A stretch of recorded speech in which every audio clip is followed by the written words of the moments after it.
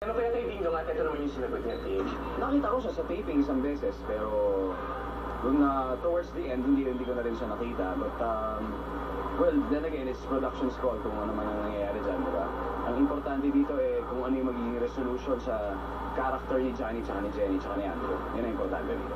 Understandable naman yun, Sede. Alam mo, pag nag-promote sila ng limang huling gabi nung Saturday sa Stardock, syempre may mga Dongyan fans para maiwasan na lang yung any untoward incident. Pero ang gandang yata dyan, medyo iniba nila yung ending daw. At sobrang bigay na bigay yung acting nito si Ding Dong at ni Marian dahil parang may nagchika sa amin na talagang parang inisip nila yung mga may twist doon na magaganap, di ba? Sa Endless Love. Oo, kaya pinatatanong nga kay Ding Dong kung saan siya humugot ng yung emosyon na ginamit niya doon. Wow, Pero abangan nila dahil magiging maganda talaga. abangan nila ang end ng Endless Love. Dahil doon, swak maligwak itong Ding Dong does it. Swak! Next dungeon. Ito naman.